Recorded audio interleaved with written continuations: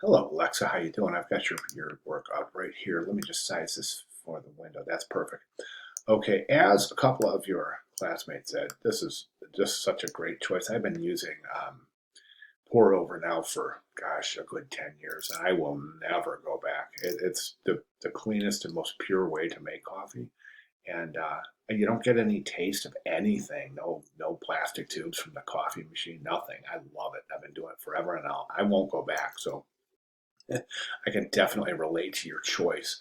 Um, a couple of recommendations here. So, the main thing that I'm seeing is it seems to me like these images are placed very much randomly. And the reason I say that, the main reason I say that, and I'm not real sure, it's hard for me to determine, but it doesn't look like you're adhering to a grid. And let me tell you the reason why. The main reason why is the interval between this image, these two images, and these two images. If you were adhering to a grid, that would be even. Okay, so that's one of the benefits of the grid because right now that's something that we would look at in graphic design and say that this can definitely be improved because these intervals are not even. Another argument would say that this image here is giving your main image a run for its money in terms of first position and hierarchy. And the reason I say that is because this image is almost as big, but it's got a little bit more visual weight to it. So uh, plus the fact that these are clustered together. These three images are basically clustered together in a way that draws all of the hierarchy, all of the attention towards this side of the composition. The image itself should very much be dominant. Um, the actual placement of the image itself, um, it, this should be really a large image. I mean, you can get really large on this. And theoretically, there's a principle in graphic design that says if this is basically kind of an unwritten rule, but if your main element in a composition is vertical in orientation, you might consider a vertical layout. So this is vertical, so you might consider the vertical layout. Horizontal, if you have something flat, long and flat like a bicycle, or not flat, but that's wider than it is high like a bicycle, then you would have a horizontal. So, and then when you think about it, theoretically and conceptually, those fit together because a bicycle goes on a road, right? Which the road is long like this, not vertical like this, and then the coffee gets poured in coffee that's kind of up and down, right? So the vertical orientation for the composition might follow that general compositional rule as well. So my recommendation is to go with a vertical orientation. I think you'll find things will fit together much more nicely. Um, be aggressive with this main image. Really be aggressive with it. There are some examples in the announcements. You can take a look at that. You really want this to be the focal point. The other thing I want to mention is the distribution of the weight. The poster itself, if we put a fulcrum right here, okay, and this is checking balance for a composition is this easy. Just pretend it's a teeter-totter, okay, on the playground. And right now, the big husky kid is sitting on this side, and not by much, but definitely this side. Is out of balance.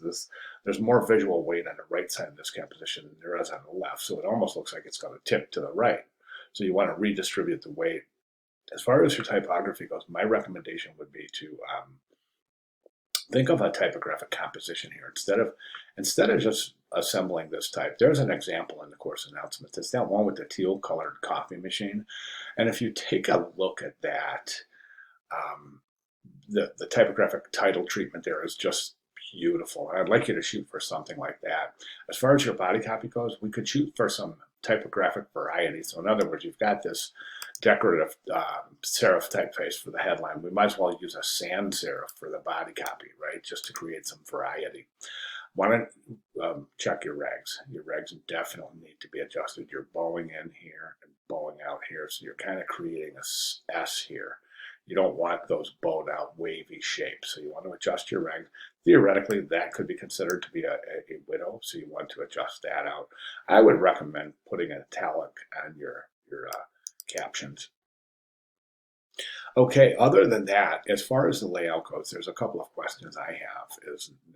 Now, it should be relatively apparent at this point after reading this week's resources. By the way, there are excellent resources. There are 4 videos, 4 announcements this week, and 3 lectures. So you want to be sure to get in all of those and really, really spend some time with this week's resources, because we're going to be using these principles for the rest of the term. So there's a lot to learn this week.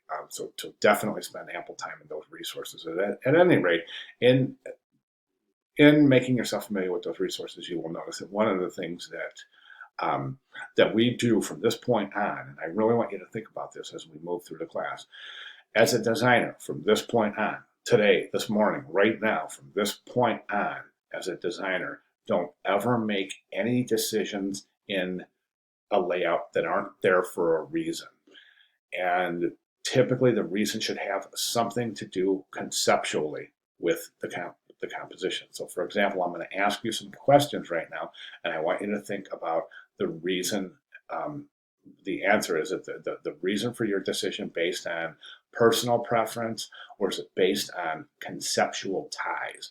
And it should be based on conceptual ties. All right, so for example, why is this a horizontal layout for the headline? Why is the headline offset with the body copy? Why is the body copy only this short? Why did you choose a serif typeface?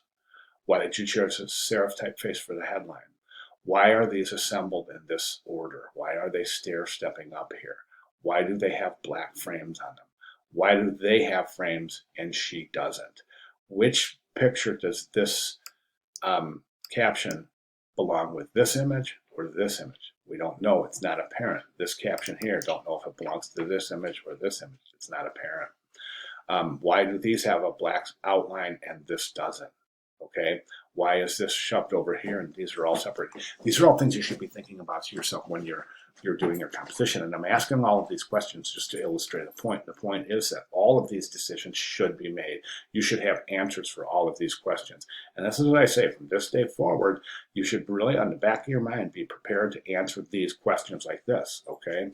Because all of those questions should have an answer. You should have a reason for indenting this, okay? You should have a reason for stair-stepping these. And typically in this assignment, the reason should lie within the main image. The exercise here is for you to pick out components of the, sorry, my dog, you can probably hear his collar. He's right next to me here. But anyways, as we saw in the course lectures, in the presentations, we're looking to the image for elements to help us setting up the composition, right? So right now, what am I seeing in the image? I'm seeing 2 repeating patterns. Now this is obvious, and I'm going to leave it here because I want you to kind of discover the rest yourself. But I see the circular pattern. This is circular, okay? So I mean, to me, that might tell me that you might want to follow that shape and make these circular. Problem is that you've got different colored pots, or shaped pots. Like this is not a circular pot, so that might present a problem. Do you see what I'm saying? But that's what you look for.